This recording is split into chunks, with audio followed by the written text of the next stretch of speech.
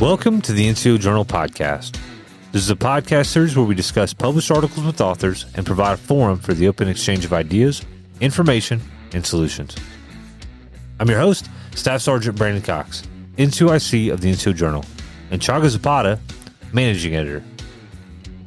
Today we discuss the article, Adapting Telework Strategies for the United States Army, by Sergeant First Class Jeremy Wally, former Staff Sergeant Kyle T. Allen, and former Sergeant Joseph S. Salerno III. Today, we are accompanied by author Sergeant First Class Jeremy Wally. Could you please tell us a bit about yourself? First and foremost, thank you so much for this amazing opportunity to be part of your show today and talk about my article, which I'm very excited about. I'm Sergeant First Class Wally. I've been in the Army for 19 years now. My career is almost that 20 finish line. But I'm currently stationed out of Fort Dix, New Jersey, with 174th Infantry Brigade.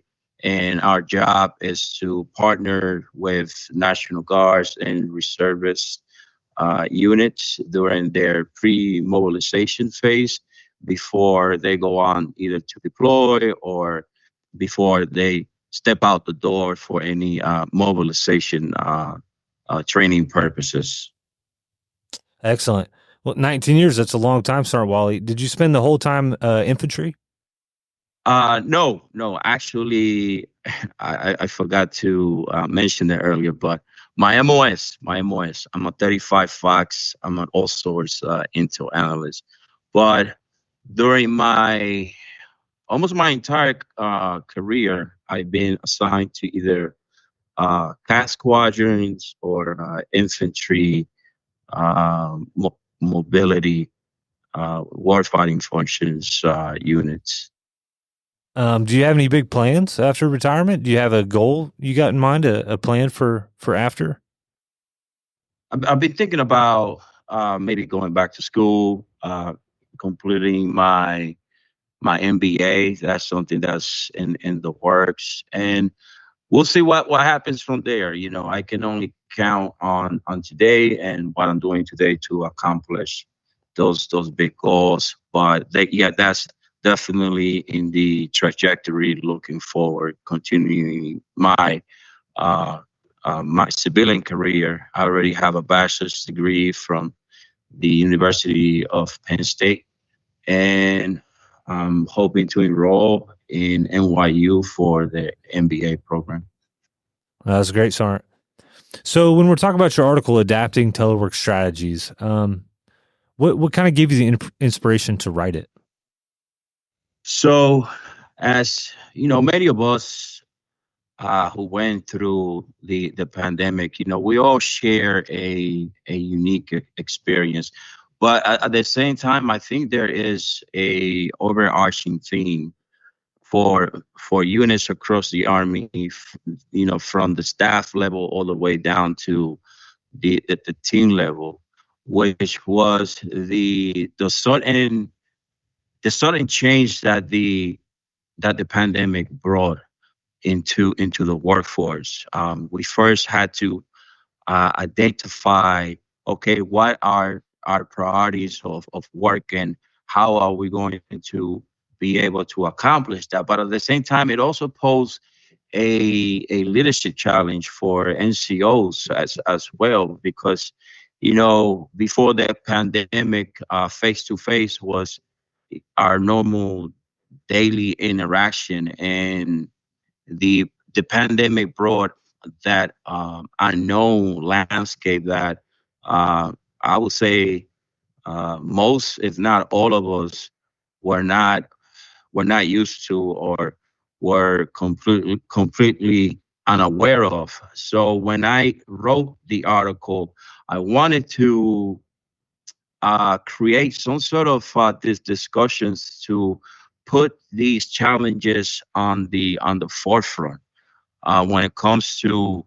telework, SOPs, when it comes to leadership addressing unique challenges that might arise from telework, such as do leadership still maintain performance of excellence during telework settings? And another key point, going around or being able to navigate through the inherent challenges that telework might produce, such as cyber threats, which is a constant factor that we also have to think about when it comes to the security aspect of it. Yeah. And, in your introduction, you talk, about COVID, the impact that it made not only to the Army, but the entire world, normal, everyday people. It affected everything. Can you talk your experience a little bit about at the beginning of COVID? Like, what did that look like? How did that affect your unit? Well, I would say it looked like control chaos, if you get what I'm saying. So when it happened, I remember I was the Brigade S2 NCOIC for 174 MI Brigade, which is the largest MI brigade in the Army. So when it hit, it took us by surprise, because some of our hearing functions are done on the classified side. So I guess developing, the priorities of work on the classified side, but at the same time, developing the priorities of work on the NIPR side, and being able to merge those two levels of classification from the NIPR side onto the classified side. Okay, so how was that going to look like when it came down to soldiers, leading soldiers, and making sure that the tasks were being done, the mission was being accomplished, and the flow of communication wasn't going to be a problem. From the first go, we encountered a myriad of issues when it came down to communication, because back in those days, we didn't have the robust infrastructure that we have now. Teams, I believe, was a direct product of the COVID-19. So most of our, if not all of our work, was pushed through emails. There was connectivity issues with people trying to work from home. By the end of the day, like I said, it was control chaos. But as the NCO in charge, one of my main concerns was to ensure that the mental health of every single soldier in my formation was intact. That the pandemic was not going to pose health issues in my formation. You mind if I jump in real quick? We could sit here and talk about the pandemic, but I think that thing, it happened. I mean, all of us have stories. All of us have, there's a lot of things that happened at that time, and it was a very trying time for everyone. We all had to find workarounds. We had to figure out, we figured it out, without any sort of preparation. Like you said, it was a tough time. So let's talk about some of the challenges, that face us today. And I think ultimately what it comes down to, when I read your article, what I think what it comes down to is trust. You have to have your subordinates trust, and they have to trust you. That has to be mutual trust. That comes with, being a leader, being a good leader, somebody who listens, somebody who knows their soldiers, who takes the time to know their soldiers. Could you talk about that, maybe about the kind of challenges that we face today when it comes to leadership and dealing with working remotely? In my opinion, some of the toughest challenges they face is the telework procedures into standards that could be translated into everyday practice. And what I mean by that is, SOPs. NCOs our enforcers, our standard bearers.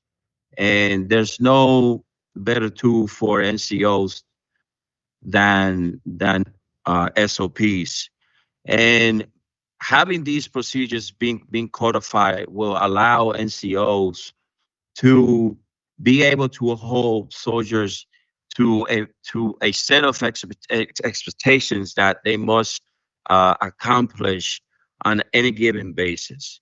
So the challenge that they face right now is that, and I think in my personal experience, but through many conversations that I've had with other NCOs, is first understanding, okay, um, what specific objectives can we transfer are transferable into the telework setting?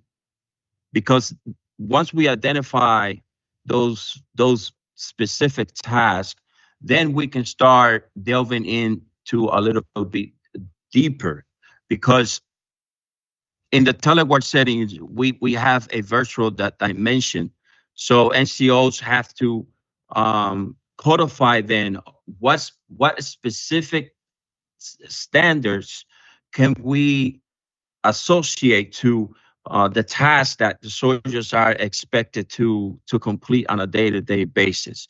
So communication is going to play a key role, and NCOs have to make sure that the soldiers are following up and following through when they are in the telework setting. Because I have a sense that a lot of soldiers in the media of organizations may have the impressions that a telework is basically you go off on a lone island and everybody's gonna forget about you. Well, in the Army, NCOs, they need to maintain consistent, continuous contact with their subordinates, whether that may be face to face or in their telework setting. And I would say that communication is critical in the telework setting, as the face-to-face interaction is not present. NCOs, they need to make sure that soldiers are getting the task complete, but also making sure that soldiers are maintaining discipline across the board. Yeah, you said it perfectly. Consistent communication with your soldiers, getting to know them, making sure that they're good. I think you said something interesting there where, some soldiers may feel like they're out there alone on an island, when they're teleworking. And you said it earlier too. One of the things you mentioned was mental health. And I think that I found it interesting that you labeled mental health in the article as a potential issue that you did have solutions to. What are some of the reasons that we should really focus on mental health when we're in that telework setting, or even when we're not? It's an important thing that NCOs they have to capture, especially for individuals that they need that social interaction. Like I myself, I'm an introvert, and I could live on a mountain by myself and wouldn't be an issue. But I cannot say the same for people in general. So NCOs, they need to be sensitized to soldiers' background. They need to understand, have that intimate knowledge on about their soldiers. Yeah, absolutely. Did you have any soldiers, Sergeant Wally, that you felt were in that category that had some issues during telework? No. Fortunately, I didn't. Plus, during the COVID, I made sure that we all stay connected. So what I implemented was at the end of each duty day, we would have we will have a one-on-one. I will have a one-on-one with every one of my soldiers. I would personally call them just to check up on them. It wasn't necessarily, trying to be in their faces and asking them, these direct questions, even though sometimes you need to be that direct, especially when it comes to mental health. My approach was very casual, in ways to make them feel comfortable, in ways to maintain that connection between us, and making sure that, above everything else, that they were doing okay, that their families back home were doing okay as well.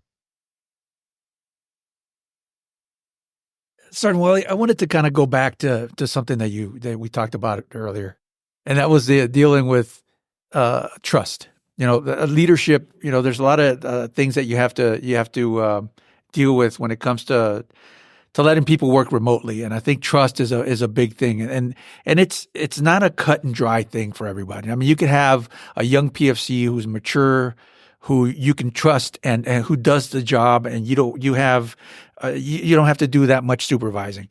You know that they're good to go. And on the other hand, you might have an older sergeant, maybe who doesn't have that maturity level, whom you think might just be home goofing off rather than doing the job that he needs to do. So I want to talk a little bit about that, about trust, and I know that's part of the thing that you talk about when it comes to leadership in your article, but maybe you can kind of delve a little deeper into that. When it comes to trust, NCOs, they have to be sensitized to their soldiers' needs and the soldiers' abilities and the soldiers' weaknesses as well. So they have to understand the overall person concept for each individual soldier. In my career, I've had, PFCs that were, self-starters, where on the other extreme, I had, E5s under my leadership that I had to be on top of them, even to the point of micromanaging them to make sure that they got the task done. So it's not going to be a clear-cut approach, because NCOs, they have to be able to adjust their leadership approach based on that whole person concept.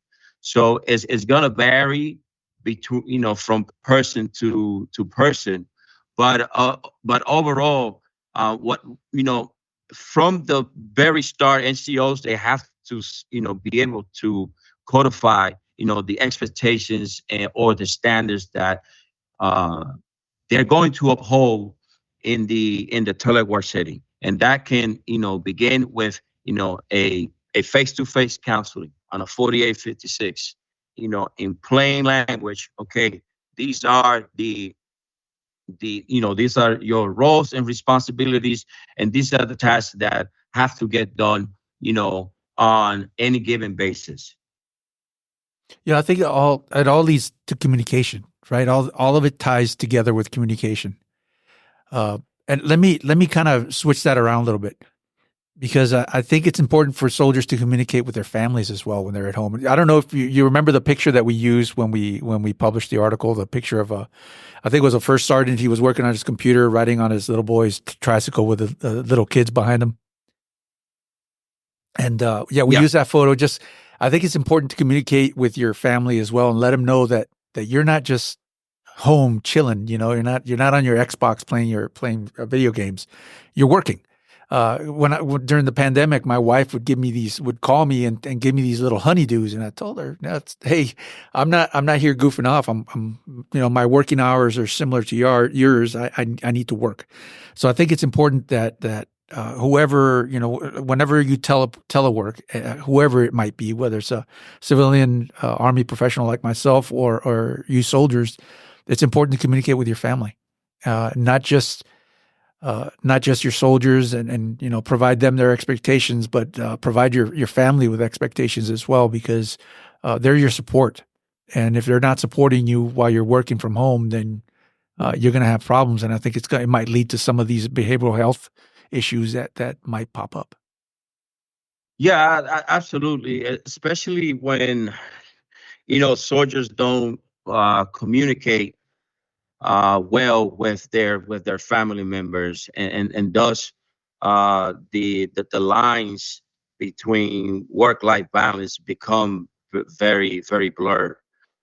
Let me give you an example. Per se, if I'm supposed to be teleworking, but I'm not being very clear about what I have to accomplish throughout the day, and my significant other um, maybe sees it as, a way for me to get away from work and stay home, and she asking me to, go run some errands throughout the day. And because we're not having that, this having those discussions and setting those clear expectations on the front end, then it spills into a whole different, unnecessary scenario. Yeah, that's one that I remember having to deal with, and I don't think you explored that in your article. I thought it was important to bring up here because again, you have to have a support system at home, and if your support system is doesn't take what you're doing kind of seriously, as in that you're working from home, then it might affect your performance. What is the main takeaway you have about your article that you would like NCOs to take from this? Yeah, sure. And I'm glad you asked that. So number one thing, right? The pandemic has taught us several important lessons. The first thing was that it gave us, the opportunity to look within our foxholes, and also allow us to identify our shortcomings. One thing that I have to point out, that we have to codify telework procedures into our SOPs. As NCOs and standard bearers, we're unable to uphold social officer standards if we're not utilizing the tools at our disposal to make sure that soldiers are achieving the mission. The other second big thing that I think NCOs should take away from this: leadership. Soldiers and NCOs, they have to maintain continuous communication, and it doesn't necessarily have to be work related, but NCOs, they have to be able to reach out on a consistent basis to check up on how their soldiers are doing, to demonstrate to soldiers that they genuinely care, not just about completing the mission, while that is critical, but also because they genuinely care about their well-being. NCOs, they have to be adaptive leaders. They have to be flexible. And I know that not everything, every single possible scenario that can happen can be codified into an SOP, but at least a telework SOP can build a baseline, as opposed to starting from scratch, or making solutions on the go. Thank you, Sarn, for joining us, and thank you to our audience. Remember to put your knowledge to the page, submit articles, and get published with the NCO Journal. Don't forget to check out our webpage and follow us on social media. We'll catch you next time on the NCO Journal Podcast.